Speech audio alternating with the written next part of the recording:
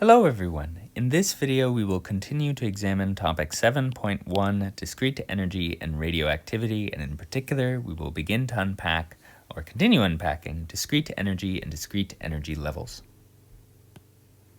So, in the last video we discussed the formation of emission spectrum. In fact, we discussed in particular how you produce a spectrum that looks like this. But that really leaves open the question, okay, why is this? Why does this happen? What's actually going on? What's our explanation of what's going on? And in the videos that follow, what I'm going to do is outline how what is known as the quantum model of the atom can explain this set of observations. So we sort of started with the observation, and in what follows, it's not obvious at all that this directly leads to this model. But what I'm going to try to convince you of is that if you assume this model is true, that we can then explain emission spectra, and we can do so very cleanly and with high accuracy. So we're going to explain this whole set of phenomena known as emission spectrum, or the formation of emission spectrum, by appealing to the quantum model of the atom. All right, and to do this, I'm going to give a short, succinct explanation of why this happens. Why do we get particular wavelengths? Here it goes.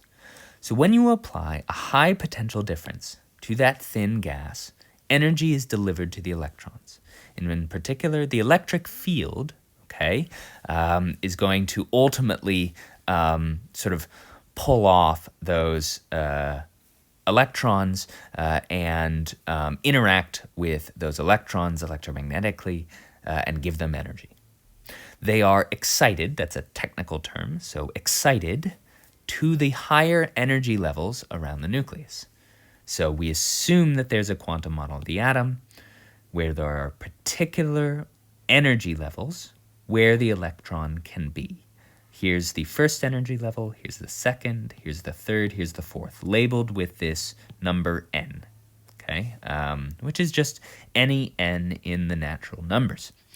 And when they are excited to those higher energy levels, from bonding with the electric field applied by that high potential difference, they sort of jump up to those higher energy levels. At which point, they then fall spontaneously back down. So it's not obvious how long they'll stay up there, though as it turns out later on, we would be able to calculate it. But they stay up at these higher energy levels, and then they fall back down. When they fall back down, they release only the wavelengths of light corresponding to the difference in the energy levels. All right, so what do we mean by that? Well, if you plot a diagram of the energy levels here, instead of sort of plotting them all as being around the central nucleus, you can label those energy levels as having particular energies. So the n equals 1 energy level for hydrogen, for example, which is the atom I have modeled here, is at negative 13.6 electron volts. The second energy level is at negative 3.4 electron volts. The third is at negative 1.5 electron volts, and so on and so forth. Notice, by the way, that we are using the energy unit electron volt equal to 1.6 times 10 to the negative 19 joules. Why? Because this is not a very large amount of energy, and electron volt is a convenient unit of energy for the kind of energies that a single charged particle might have.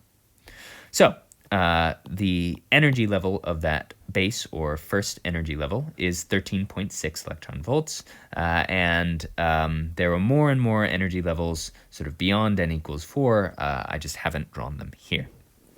What happens then is that when those electrons are bumped up in energy, they then fall back down. And when they fall back down, this is key, so when they fall back down, they go from one energy level to another. So for example, they might go from the n equals 4 energy level, if that's where they ended up, and fall back down to the n equals 1 energy level. And when they do that, they emit a single photon, a single electromagnetic wave. And that electromagnetic wave will always, always, always have exactly the energy difference as the energy difference between where it started and where it ended up. So the difference between this energy level at negative 0.9 electron volts and this energy level at negative 13.6 electron volts is the amount of energy that the emitted photon or electromagnetic wave will have when it's emitted. Notice I'm using the symbol gamma for electromagnetic wave, so that Greek letter gamma just means a single photon or electromagnetic wave. It has exactly the difference in energies between that fundamental level and where it started. So what this means is that when we see the light, when we see the light, we are only seeing the light. We're only seeing light that has exactly the amount of energy as a difference between energy levels. So we will see light with a wavelength that corresponds to the energy difference between this yellow and this red level. But we won't see light that has a difference, let's say, between this particular position on the energy level diagram and that base energy level. They just don't exist.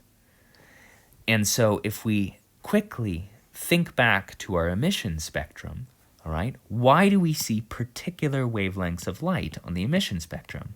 Well, it's because we're only seeing light that corresponds to the difference in the energy levels. Notice, it's not light that has this much energy or light that has this much energy, because those are the energies of the energy levels themselves. It's light that has the difference between them. So if this is where it starts and this is where it ends, the light that we're interested in, the light that we see, is the light that has the energy difference between those particular energy levels. These discrete quanta of light are called photons, given that symbol gamma, and the energy of each photon, that is, each electromagnetic wave with a particular amount of energy and a particular amount, and therefore a particular wavelength, is delta E equals HF. Notice this is different from E equals HF.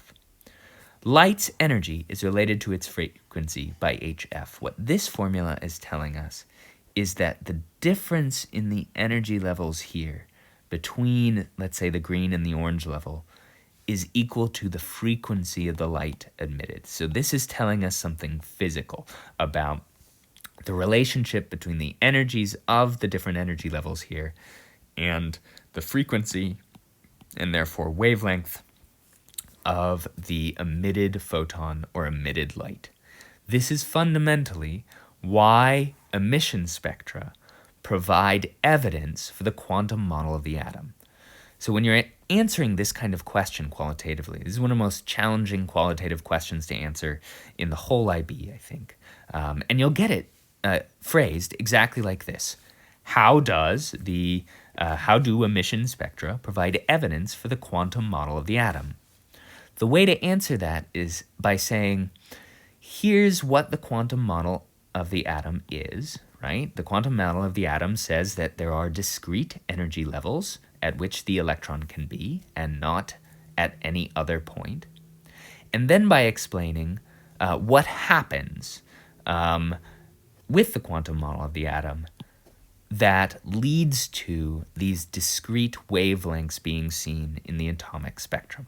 So what happens is when a high potential difference is applied to the thin gas, those electrons are excited to higher energy levels, and when they fall back down spontaneously, they release only the wavelengths of light corresponding to the difference in the energy levels. This word difference here is incredibly important. If you say that the wavelength of light corresponds to the quantized or discrete energy levels themselves, you will get the question wrong. It has to do with the difference between those energy levels. So our full picture here will look something like this. We excite the electrons using this high potential difference in what is known as an emission tube. This is exactly what we use for neon lights and hydrogen lamps and things like that. The difference in the energy levels then gives us a particular spectrum, which we can sort of unpack either visually or with a graph.